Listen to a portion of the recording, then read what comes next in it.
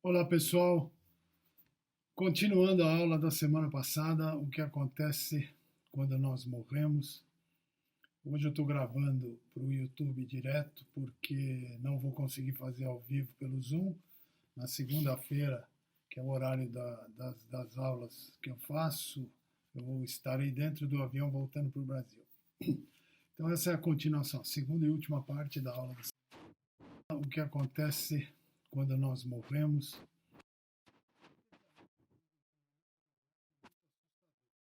Isso não é judaico. Esses especialistas não são judeus. Para um judeu, morrer não é assustador. A morte é assustadora para cristãos religiosos, mas para os judeus não é assustador. E eu vou dizer por quê. Em primeiro lugar, a morte acontece em estágios. Primeiro você tem um pressentimento de que alguma coisa está acontecendo e você tem tempo para se ajustar. Quando a alma parte, o corpo para de respirar. Ela não vai muito longe, a alma deixa o corpo, mas fica no local. Ela não quer ir embora tão rápido. Então, por 7 dias, a alma permanece ligada ao corpo, não dentro do corpo, ligada ao corpo. Ela realmente não quer ir embora. É por isso que temos 7 dias de luto. Em hebraico, no judaísmo, chama de Shiva. Não porque nós estamos tristes, mas porque nós estamos sentindo o que a alma está sentindo. E enquanto a alma estiver sofrendo, nós não voltamos aos negócios do dia a dia. Não se pode deixar uma alma sofrendo sozinha. Os primeiros 3 dias são os mais sofridos, não assustadores, sofridos. Porque você não quer ir. Então, nos primeiros 3 dias, a mudança é sofrida. Nos próximos 4 dias de luto, já não são tão sofridos. É por isso que nos primeiros 3 dias de luto, você não deve fazer nada. Nenhum negócio do dia a dia, falar o mínimo possível. Nos outros 4 dias, você pode fazer alguma coisa. Porque a alma já não está tão problemática. No final de 7 dias, a alma está em paz com o fato de que ela não está mais em um corpo. É por isso que, no que diz respeito à alma, você deve parar com o luto. Você pode ficar triste com você mesmo, porque a alma já não precisa mais da sua simpatia ou da sua presença, porque ela agora está confortável. Depois de 30 dias, ela está assentada no paraíso e muito mais confortável que no final dos 7 dias. Então, no final de 12 meses, no máximo, ela passou pela transição. Ela esqueceu os prazeres da vida aqui na Terra, se acostumou com os prazeres lá do paraíso. Esse ajustamento é chamado de Gehinnom, o qual os cristãos chamam de inferno. E o Gehinnom não é aterrorizador como para os cristãos. Mas nós não, porque sabemos que é somente um caminho para o paraíso. O caminho para o paraíso é um pouco doloroso, porque é uma grande mudança. Assim como o nascimento de um bebê que passa por contrações, assim também a alma deixa o corpo através de contrações.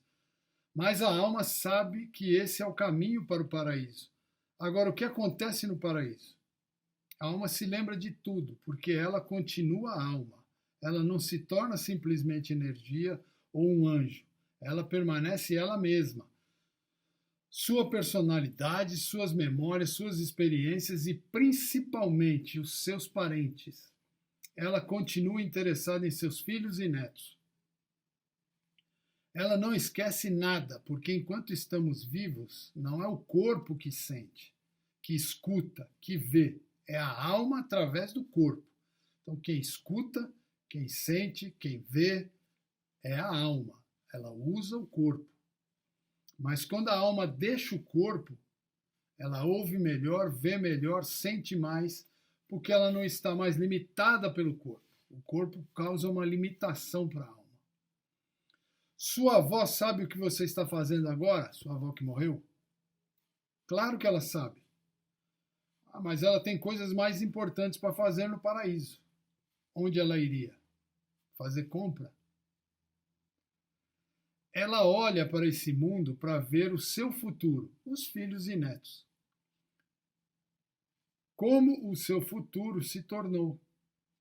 Você é o futuro dela. É claro que ela está interessada. Ela está interessada em você e nos seus filhos e assim por diante. E o seu avô? Você é o futuro dele. É claro que ele está interessado. Ele presta atenção, ele sabe, ele escuta, ele vê. Ele não tem acesso, a alma não tem acesso a gente. Mas certamente ele está preocupado com você, se interessa por você, reza por você.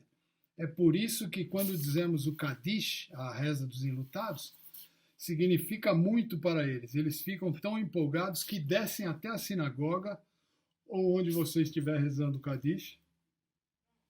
A alma é muito real. Ela está muito viva, ela não morre. Então o que significa a morte? A morte significa que sua vida segue em frente. O que morre? Na verdade, o corpo nunca esteve realmente vivo. Ele estava vivendo pela alma. E a alma não morre, ou seja, o seu corpo está vivo por causa da vida da sua alma. Quem dá vida ao corpo é a alma, não o contrário. A alma não consegue morrer. É vida, a alma é vida. Nada realmente morre. A alma e o corpo se separam. É por isso que nós não ficamos assustados com a morte. Tem outra razão de não ficarmos assustados. Todo mundo sabe que a vida é temporária, mas eles pensam que a morte é permanente. A morte é que é temporária, porque quando Deus cria alguém, ele nunca vai desistir da criação dele. Ou quer dizer que ele te criou, você viveu 100 anos e depois ele não está mais interessado em você porque você ficou velho? Não. A morte é temporária. A alma está no paraíso esperando para voltar ao seu corpo. De alguma maneira, cada alma que o corpo já está morto por 1000 anos ou mais, nunca desiste e não vai desistir do seu corpo. Ela quer voltar. É o corpo dela.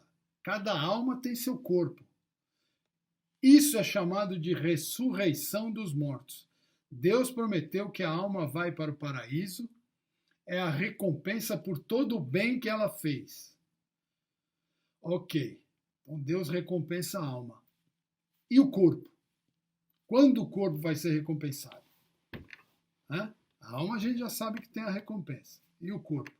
Você morreu, virou pó, apodreceu. Quando então o corpo vai ser recompensado? Você sabe que não pode fazer o bem sem um corpo. A alma sem corpo não faz bem, não faz mitzvah, não faz nada. E o corpo sem alma também não faz nada.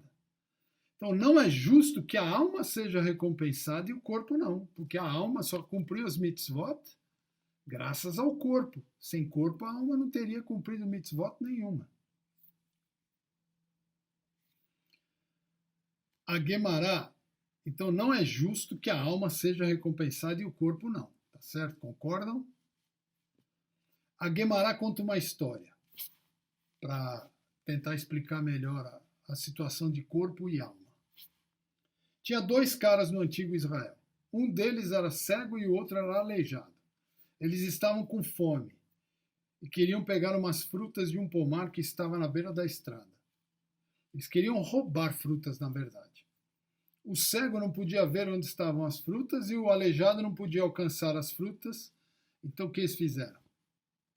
O cara cego colocou o aleijado nos ombros para que ele conseguisse alcançar as frutas. E foi assim que eles roubaram as frutas. E eles foram pegos e levados ao rei. E o rei ficou pensando, quem eu deveria punir? Qual dos dois é mais culpado? O cego ou o aleijado? E o rei percebeu que ambos eram incapazes de roubar sozinhos. Então os dois deveriam ser punidos, mas ele pensou que a melhor maneira de punir os dois era do jeito que eles cometeram o crime. Ou seja, ele colocou o aleijado nos ombros do cego e os puniu juntos. Porque um sem o outro não teria cometido nenhum crime, não teria roubo. Então ele puniu os dois juntos. A Guemará diz que isso também é verdadeiro com a alma e com o corpo. Quando você faz uma mitzvah, você precisa de um corpo. Sem o corpo, a alma não consegue fazer a mitzvah. Sem alma, o corpo também não consegue fazer uma mitzvah. A alma não pode acender a vela do Shabbat, no Shabat, a alma não pode fazer uma bênção, a alma não pode colocar uma moeda no cofrinho de Tzedakah. É preciso do corpo e da alma. Então Deus diz, como eu os recompenso? Eu vou ter que colocá-los juntos novamente da maneira que eles fizeram a mitzvah. É assim que eu os recompensarei. Alma e corpo juntos. Cada alma vai voltar para o seu corpo e o corpo vai voltar à vida. Então, algum filósofo perguntou a um dos rabinos da Guemará: você realmente acredita que um corpo morto pode voltar à vida? Isso não faz sentido. O rabino respondeu: um corpo que nunca nasceu pode nascer? Aí eu pergunto para vocês: quando você nasceu, seu corpo existia? Não. Então, se um corpo que nunca nasceu, ele pode nascer, ele nasce, certo? Então, o corpo que já nasceu uma vez, o nosso corpo, por exemplo, qual o problema dele voltar? Porque ele já existe, certo? O grande milagre é quando o corpo nasce pela primeira vez. Aí está o milagre. Para voltar não é um milagre tão grande assim, porque ele já existe. Então a resposta é sim, o corpo retorna à vida. E interessantemente, ele volta exatamente na forma e condição que ele morreu. Do jeitinho que você morrer, você vai ser ressuscitado. Do jeitinho. Se era aleijado, se era cego, se era careca, se era gordo. E aí depois o corpo vai se retificando até chegar aqui que eu vou explicar já. Por quê? Porque é um processo reverso, como passar um filme ao contrário. Você vai voltando a fita, né? E também você precisa voltar de uma maneira que as pessoas se lembrem de você, ou elas não irão te reconhecer. Você volta com a aparência de quando você morreu, então você continua a se curar, a se regenerar o seu corpo até ele ficar com 20 anos de idade. 20 anos de idade. E você vai ficar assim para sempre, sem nenhum defeito. Se você tivesse algum defeito aos 20 anos de idade, você vai ficar com a mesma aparência, mas sem defeitos. Como nós sabemos que 20 anos de idade? Porque da onde eu tirei isso, da onde a Guemará e os estudos e a Kabbalah diz que é 20 anos de idade. Não sou eu que estou dizendo. São os sábios. Adão e Eva, quando eles foram criados, o primeiro dia de suas vidas, porque eles não nasceram, Adão e Eva não nasceram, Adão e Eva foram criados. Eles não eram fetos, tá certo? Isso todo mundo concorda, não eram fetos, já eram adultos. Eles não eram bebês. Como eles pareciam? Eles pareciam com 20 anos de idade. Essa é a forma e o estado de um corpo em perfeitas condições. 20 anos de idade. Quando o corpo ressuscitar com a vinda de Mashiach, ele vai ter 20 anos de idade. Ele vai regredir da idade mais velha até atingir 20 anos de idade. E se tiver menos de 20 anos, ele vai crescer até 20 anos de idade. E assim que vai permanecer para sempre. É por isso que nós não temos medo da morte.